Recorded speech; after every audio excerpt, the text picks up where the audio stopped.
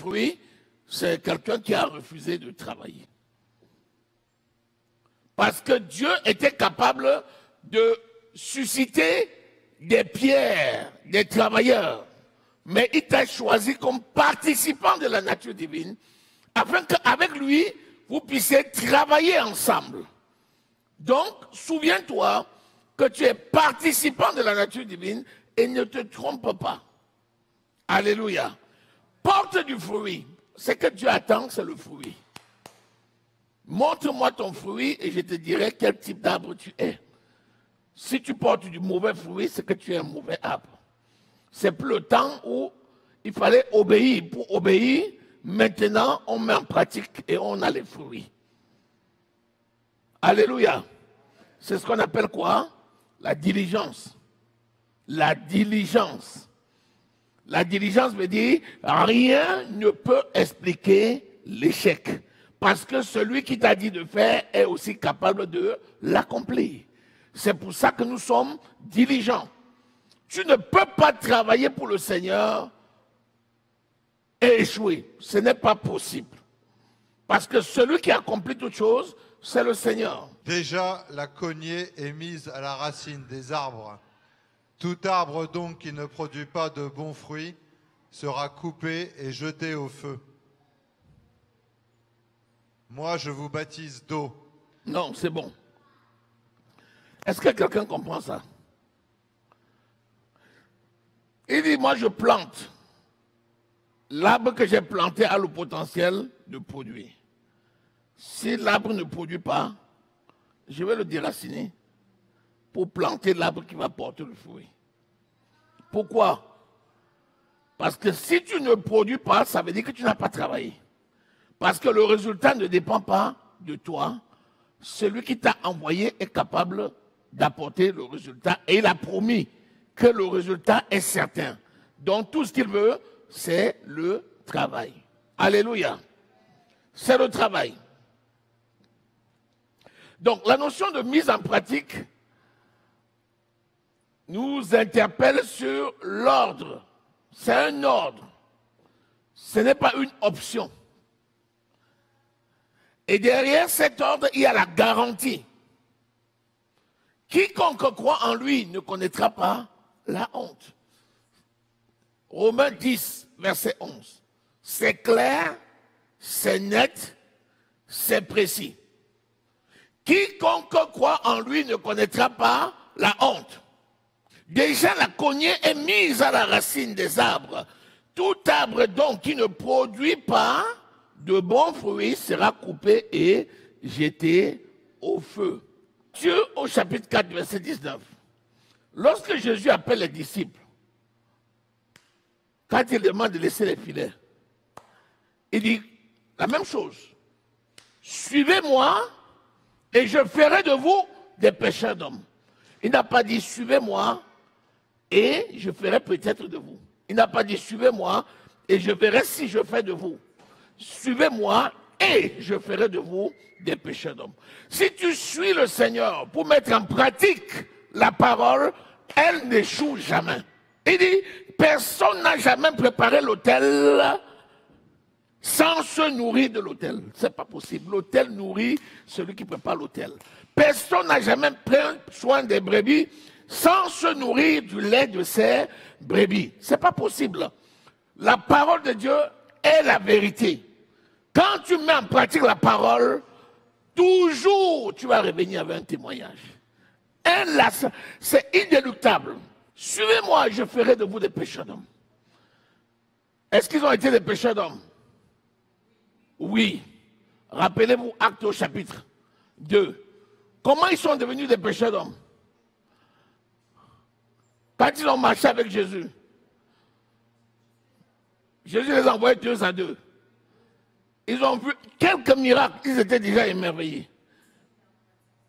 Mais lorsque Jésus leur a dit de rester dans la chambre haute, ils ont reçu le Saint-Esprit. Qu'est-ce qui s'est passé?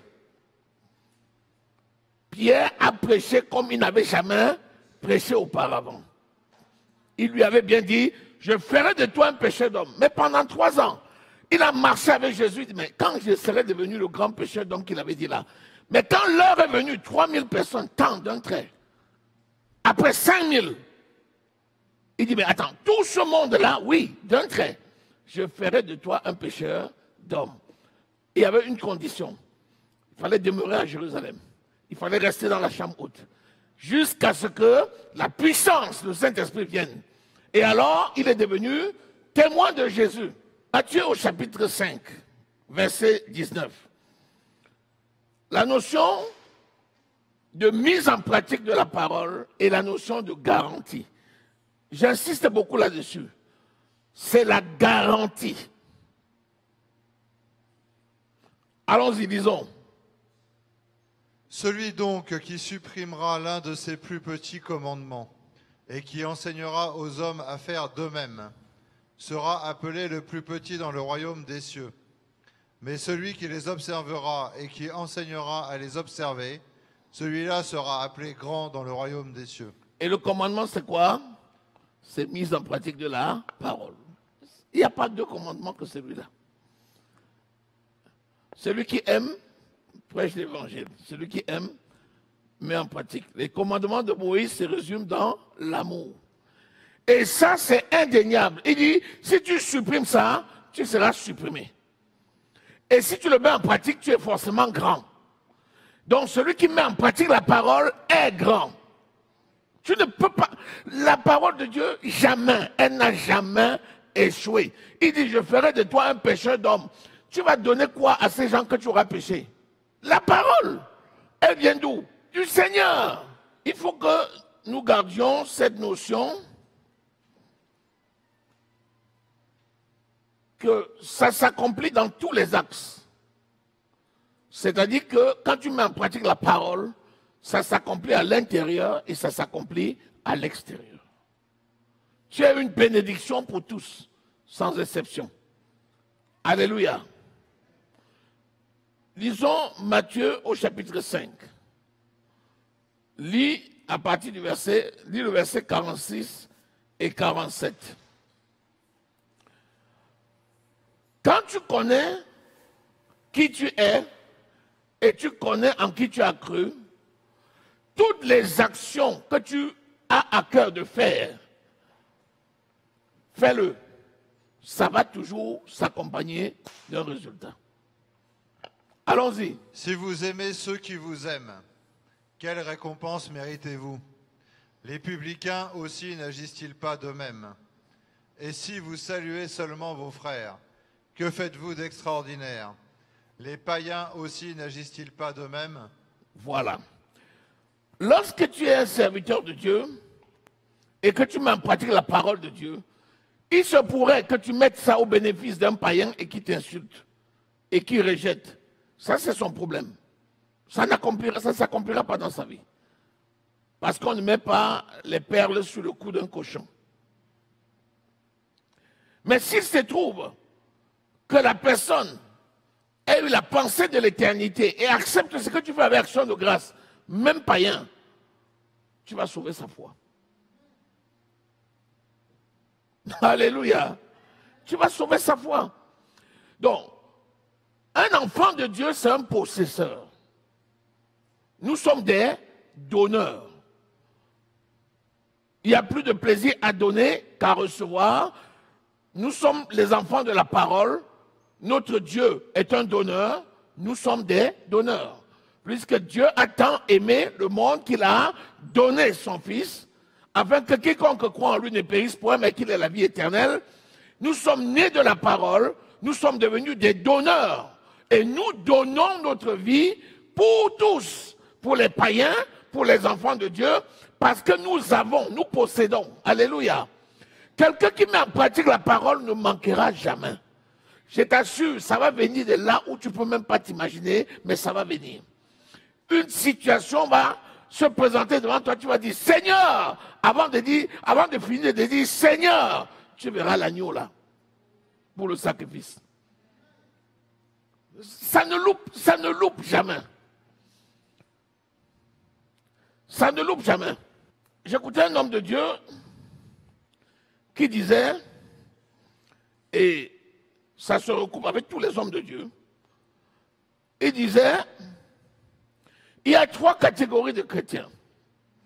Chaque fois que Dieu te commande une œuvre, tu as toujours 3 catégories de chrétiens. La première catégorie, c'est la première vague qui vient autour de toi. Cette vague-là, elle vient pour voir ce que tu fais. Et elle vient pour prendre ce que tu as. C'est ça leur objectif. Ceux-là, soit tu les transformes et ils partent, soit eux ils te transforment et ils te tuent. Cette catégorie-là, les gens de la première heure là qui viennent, ils ne restent pas. Après un certain temps, tu vas regarder, tu ne verras pas un. La deuxième vague qui vient, ce sont des gens qui viennent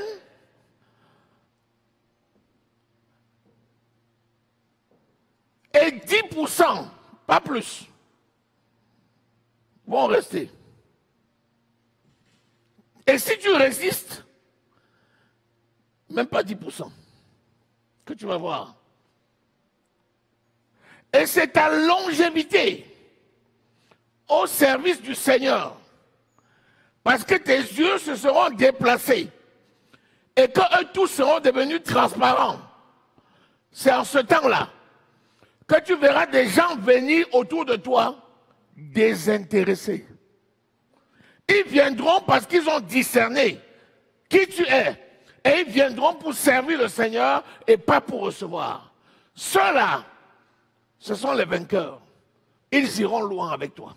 À 40 ans de ministère, il est mieux placé pour le dire. Et ça se vérifie dans tous les ministères. Pourquoi?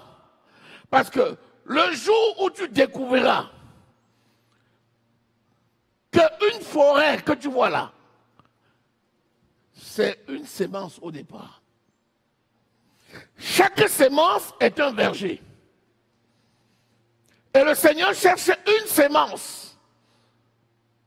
Le Seigneur ne cherche pas des vergers. Le Seigneur veut des anciens. Le Seigneur ne veut pas les foules de sympathisants. Le Seigneur ne veut pas un comité. Le Seigneur ne veut pas un bureau. Le Seigneur fait des anciens, c'est-à-dire des personnes qui reçoivent la vision, qui l'épousent. C'est ça qui est important. Pour en arriver là, tu vas voir autour de toi toutes sortes de personnes qui vont venir. Des choses improbables vont se passer. Tes yeux vont tellement voir qu'à un moment donné, tu vas dire comme Pierre, Seigneur, à qui d'autre irai-je? Tu es la parole de la vie. C'est seulement en ce temps-là que ton ministère va commencer.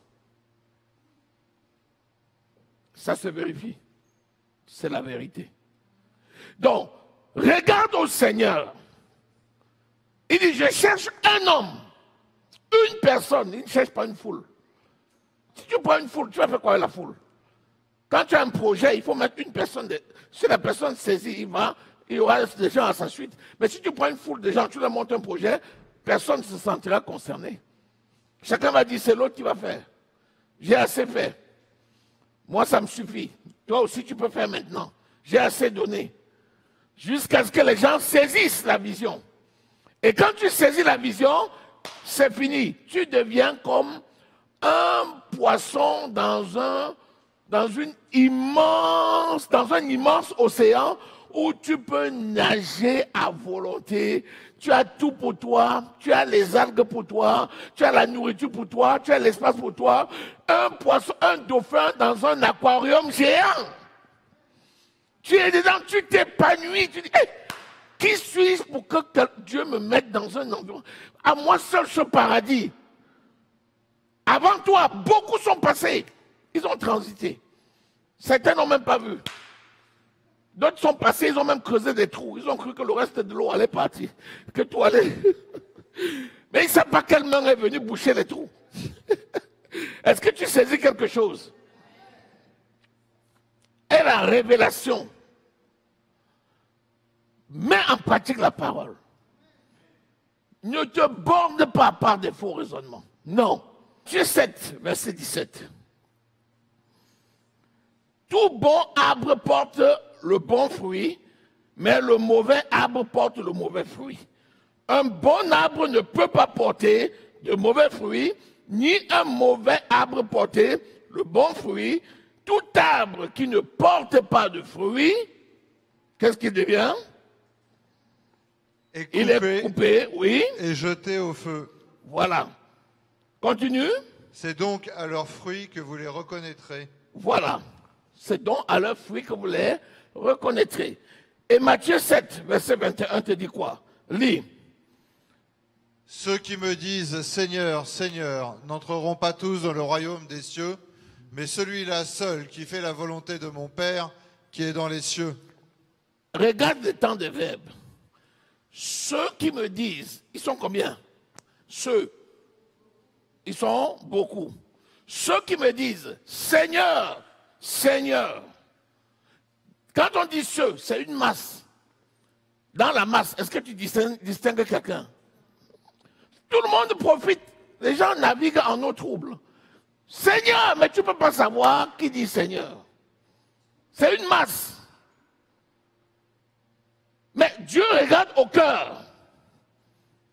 Il dit, ceux-là n'hériteront pas. Mais seulement qui? Celui-là. Il n'a pas dit ceux-là. Celui-là seul. Parce que Dieu traite avec chacun seul à seul. Il ne regarde pas la masse. Il ne regarde pas l'apparence. Il regarde au cœur. Il t'a appelé pour que tu plantes. Si tu ne plantes pas, tu es disqualifié. Celui-là seul qui fait la volonté de mon Père qui est dans les cieux. Alléluia. Lis la suite.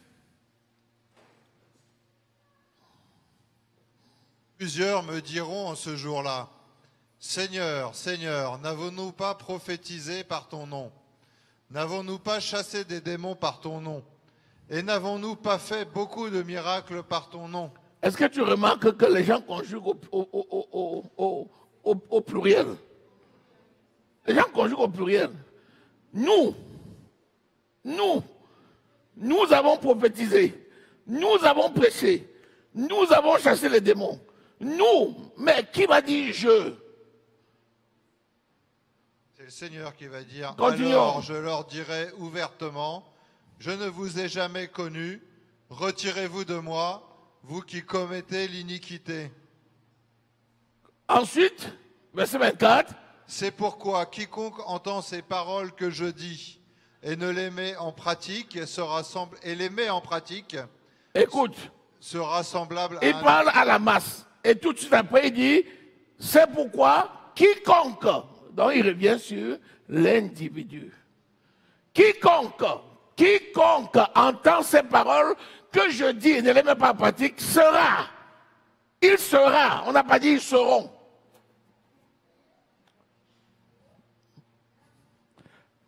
La mise en pratique de la parole, c'est quelque chose d'individuel. C'est chacun qui prend la résolution de mettre en pratique la parole. Et ça commence où? Dans l'autel de ton cœur. Si tu n'es pas seul avec Dieu, jamais tu vas faire semblant avec les autres. Tu vas t'approprier ce que d'autres ont fait. Regarde, non, nous avons construit une belle église. Tu as vu, nous avons construit une belle église. L'église que tu vois là, c'est nous qui avons fait ça. J'étais là avant, non? C'est nous qui avons fait.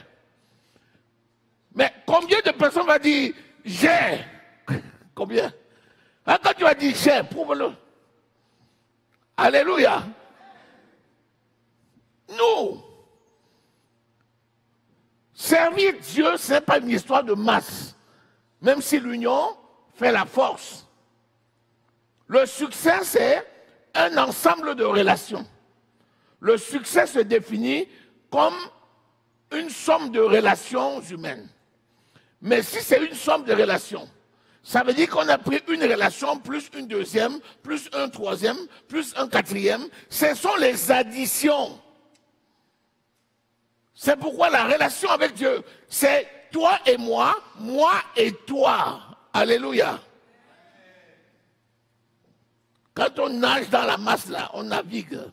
C'est pourquoi quiconque entend ces paroles que je dis et les met en pratique sera semblable à un homme prudent qui a bâti sa maison sur le roc. La pluie est tombée, les torrents sont venus, les vents ont soufflé et se sont jetés contre cette maison. Elle n'est point tombée parce qu'elle était fondée sur le roc. Mais quiconque entend ces paroles que je dis et ne les met pas en pratique. Mais quiconque, une fois de plus, on s'adresse à une personne. Continue. Sera semblable à un homme insensé qui a bâti sa maison sur le sable. La pluie est tombée, les torrents sont venus, les vents ont soufflé et ont battu cette maison. Elle est tombée et sa ruine a été grande. Alléluia. Est-ce que nous sommes là? La suite, tu peux aller maintenant, lire toutes les autres références, tu vas voir. Pour finir, parce qu'on va s'arrêter, tout ce qui concerne l'obéissance a une relation avec ce qui est imparfait. Ce qui concerne la mise en pratique est en relation avec ce qui est parfait.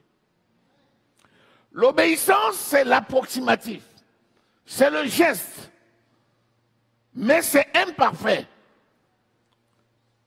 Alors que la mise en pratique est parfaite, puisque c'est la puissance de l'esprit qui accomplit la parole par tes mains. À partir de là, ce qui n'est pas le produit d'une conviction est un péché. C'est pourquoi, lorsque tu as reçu l'appel du Seigneur et que ta relation avec le Seigneur est bien, tu vas réaliser des choses extraordinaires parce que l'Esprit parle directement à ton cœur. Et quand tu as la conviction de ce que tu fais, ça porte le résultat. Mais si tu fais quelque chose sans conviction, c'est un péché. Alléluia. Alléluia. Alléluia. La pluie est tombée, les torrents sont venus, le vent a soufflé et ont battu cette maison. Elle est tombée et sa ruine a été grande. Pourquoi? Parce que tu n'as pas mis en pratique la parole, tu as bâti sur du sable mouvant. Ce qui est essentiel, c'est de bâtir sur le Seigneur et de compter sur la grâce de Dieu. C'est le mot, la grâce. Ensuite, sur la force de l'esprit, comme étant un terrain par lequel le Seigneur va accomplir sa mission dans ta vie. Est-ce que tu es là? La mise en pratique de la parole est inéluctable. Elle est obligatoire. C'est un ordre, tout simplement parce que le Seigneur lui-même a pris la main. Alléluia. Il a pris la main. Il veut juste un terrain disposé. Il veut juste un instrument qui se laisse utiliser pour servir à sa gloire. Et c'est ce que nous sommes. Alléluia. Que le nom de l'Éternel soit glorifié. Amen.